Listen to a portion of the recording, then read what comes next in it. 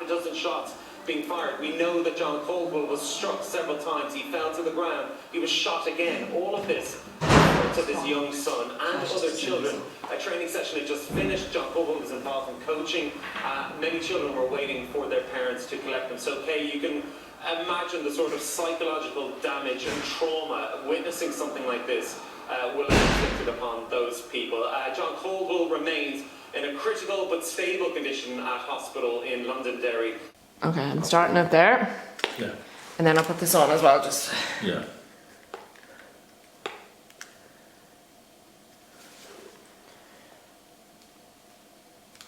I got this on there too. You can't see it. And... action. Good morning. Like it's the same with James Ann as well and Mary McGovern, like they literally cut anything out, so it's not... Oh yes. Don't worry about it all being like one take or anything. I have a blank page here because of the question. Yeah, if you want to go back on some of Mary McGovern's thing, you can just... I suppose... in your own words, where would you place yourself in the story of what happened next door? Yeah. You can look at me or you can look at the camera, whichever you want, it doesn't matter. Place myself in next door that I am the luckiest man on earth to be alive. Now, what I do remember is going to church on the Sunday morning and Megan Ann giving me a lift in his car home. And he said the helicopter is above my house and round here. What, is there something happening? And I said, yes, Robin Bell has been shot. And he was a local UDR man. So anyway, that was it. We came home in the car and just below our house, on the verge of Ahenhenge, we were stopped at an army checkpoint. And he was asked to show his licence and he showed his licence. And soldiers then ran towards the back lane, cross fields, and he dropped me off at our house and then he went on home. And that's all I knew, or we knew in our home, until the following Tuesday evening. It was interesting, the number of people around Newton Butler who were hardly even aware, were hardly even aware that there had been a trial, you know, that the detail of it, you know, it wasn't there in the local community, even though the event had been such a traumatic episode in the lives of the community around Newton Butler. I got that sense when we did the interviews with people. You talk to anybody, my late wife, she remembered it really well, where she was that night. There had been a function in St. Ronan's Hall in Lisnaskea, and she and her father and the rest of the family had gone to support. It was a function in support of the internees. This was during obviously the period of internment, and during the concert anyway, the MC came out, I forget the name, but came out and he announced that there had been a terrible incident. Obviously the bodies had been discovered, news was filtering through. He got up and he announced it, and she remembered leaving the hall in St. Ronan's Hall, and as they did so, looking up the road, and there was a UDR patrol coming down. I think Roy Kells would have been part of that patrol, and she always remembered her father saying, I wouldn't be surprised if those or their kind had something to do with this. So she always remembered that there, and you talk to people and they're very conscious of where they were, you know, the actual day, if you like, and when the news came through. It was one of those episodes, like in terms of the impact locally, if you think about it, you know, Adria factory and other factories around Lisnaskea and Enniskillen all closed. The workers came out, you know, in grief and in solidarity with the family. It was, I don't ever remember that really happening for any other event. And yet, a few years later, when the Yorkshire Ripper murders one of his victims, and the truth begins to come out, you know, when the Scottish police arrest or begin to question the named perpetrators. Of course, it was a former soldier, a member of the Argyll and Sutherland Highlanders who spilled the beans. Soldier A, he's referred to, but his name was, of course, leaked by the RUC to his former colleagues, so he was in fear of his life. He never took a penny for it. He was offered £500 at the time, but he refused. He said he wouldn't take blood money. Well, I think it's very important to have the commemorations, and I know there will be different factions of the community who won't agree with that, but it is important that the people of Newton Butler and beyond know what happened in Newton Butler. And that's all very much part of the history, because it wasn't just the Nan family and the Murray family, but the Bell family were also affected by this. So it was a cross-community thing, and the fear and the nervousness that there was around that time in Newton Butler was unreal. And I think, you know, it needs to be remembered for that. Yeah.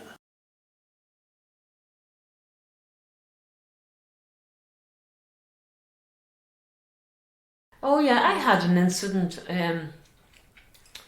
Shall I say I would have had a couple of incidents. One was at Waterbridge checkpoint, and I was heavily pregnant with Paul. And I must have been coming down from Cavan and calling around by mummy and daddy's before I came here to oh no, I would have been at home maybe at that stage, I don't know. But anyway, I remember them taking me out of the car, and everything had to come out of the car. And coming home and saying to Cahill about it, he said, oh, that was because that car would have been registered. It was a garage car. It would have been registered in so-and-so's name. And they would have all had all that intelligence. And if you were driving a car that was belonging to anyone suspect, or they considered suspect, then you were pulled in. That was one side of the army, and then the other side, I was coming at the New Bridges one evening, and the soldier said to me, I was in the line of traffic, and when I came up to the soldier, he said, where are you coming from? And I said, Newton Butler. And he said, would you mind pulling in there? You know, the New Bridges, those.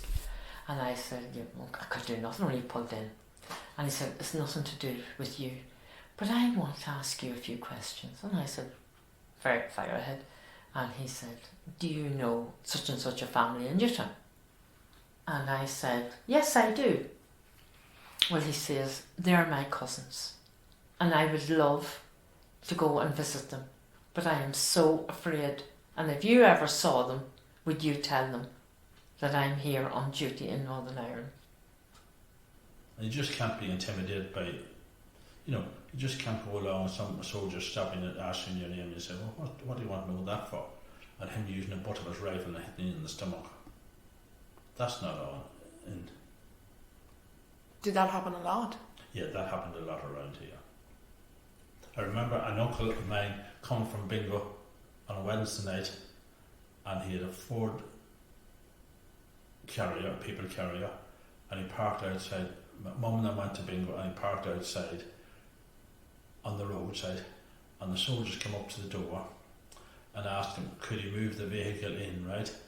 And he says, how far do you want to move it in? Well, if you move it in an inch or two further off the road, it'll make a difference. But there was no traffic on the road in those years. It would just been awkward. How often would you be stopped? Not just in the 70s, in the 80s, 90s. But from here to Newton Butler, you could be stopped twice. At night time, you'd be going out through your gate, and you're driving through your gate, and they'd be standing out on the road. But they usually don't stay around houses and stuff like that, right? Where they could, the protection of the house, you understand? No. So That there wouldn't be fired on or something like to that effect. That no one, because people know there's people living in the house, and the chances of them run into the house or so forth, that there could be innocent victims shot too. Do you mean that they would, for example, stand outside this house, let's say, and so if anyone tried anything, they'd run up to the house? So that People wouldn't fire on us because we had no involvement whatsoever, political, anything at all. We had no views. We're peace-minded people, right? And they knew that if they were in this area here or stopping on the road outside our house, right, that they were totally safe because no one, stray bullets could come into the house and kill somebody. You understand? And once you begin to read the story, once you begin to get into it, it draws you in. It draws you in, especially having gone to the farm, walked up the lane, you know, along the path, along the track that the soldiers would have come. You know, it's only a matter of 500 yards, you know, it's not a distance. Sandholes is right above the farm at Anhenge, and there is a pad down to it, the old road to Dublin and Skillen Road. You know, so I had gone there and I saw the steps that they would have taken over the flagstone in the ditch, and you know, it brought me very close to it, I have to say. I felt the thing. I felt the horror. Do you remember Michael ever talking about his involvement in civil rights? No. He wasn't a talker. Okay. If, you know, Mm-hmm. he had lots of friends and he had lots of company and whatever, but he wouldn't have been talking. I went to civil rights marches or to civil rights gatherings with him. I remember one particular night in Newton Butler, there was a huge crowd in Newton Butler, and it was him brought me to it, and I think we went to one. I'm not sure now if it was Lissansky or Enniskillen, but he did it was the civil rights marches, and I know that he had the flag. I think it was with the Fermanagh Civil Rights Group. I'm not sure now, but they had a big banner. It was a black banner with a white writing on it, and that banner was stored in his garage in Anhenge. I can't remember being afraid. Shall we say, yeah, probably were afraid. You know, when darkness fell, you were okay in daylight, but when darkness came, and I do remember, you know, going to dances and that, and getting McAviney's leaving me home always. I've just been afraid of, there would have been always activity and would have been stopped by men wearing Balaclavas. And I do remember once coming to our doorstep and there was a lit cigarette butt on it at 2 o'clock or 3 o'clock in the morning. I remember getting into the house quickly and closing the door, because I would have gone out more, Jared wouldn't have gone out that much, except for Mummy made him come out. Did she make him? She did, because he could drive, and we got a car, and she used to say, "Now God, bring Mary to the dances now," you know. But he wasn't interested in going to dances, and I would have gone every night of the week. Why didn't Dad want to go to the dance? He was quiet. He was very quiet. But he changed. He definitely changed. Hasn't he? Can Yeah, you couldn't imagine him being quiet, could you? Oh no, he was extremely quiet. Those sheds, Yeah. the shed that Michael was killed in is still there, but those two little calf sheds, we used to call them, down the lane, they've Right. gone. But And the oil tank. and the diesel tank, yeah. But also there was another shed up the lane, Right. which was the army watchout, and it was only about from here to my gate Right. up the old lane, and it was on the right hand side. It was a wooden shed with a tin roof on it, and there was hay in it. And at the time, I remember going up there. There was lots of cigarette butts, so you knew somebody had been in it, but they weren't the normal skin coloured butts. These ones were white. Right. They were a distinctive cigarette butt. So it wasn't something. So someone went it to wasn't your somebody who was open. going into Gillen Butler and buying 20 fags that it didn't belong to them. Yeah. But it was obviously, the way it was set up, it was a lookout post because the bales disturbed so that they could sit and they could just watch. How do you remember Michael and Andrew as well? I remember them obviously. I remember both of them very well. Andy was a very quiet fella. Andy was always smiling. You would have never saw Andy that he wasn't smiling. Now if his mood changed, there was something wrong. I think somebody stole his bike or maybe let the wheels down his bike one time, and that didn't go down well because he used to cycle from his own house down to Francie Donaghy's lane on the Landbrook Road, and he brought the bike in and just left it in where it wasn't visible from the road, and then he'd walked across a couple of fields and he was on an inch. But I think somebody did come across the bike one time and let the wheels down or done something on him anyway. But no, and he watched films. I know that he would have went to the cinema. He was a smoker, but I wouldn't have thought either a heavy smoker or I don't know if he drank or not. He didn't seem to be a person that such. But Andy, when he left in the evening and he came back in the morning.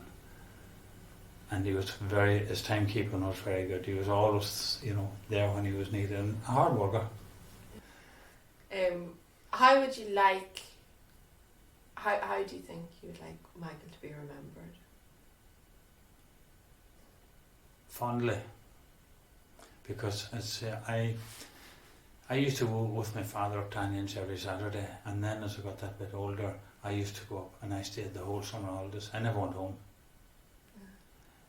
And my father used to come up on the Saturday and he'd bring a change of clothes and he used to bring comics and everywhere that Michael went, I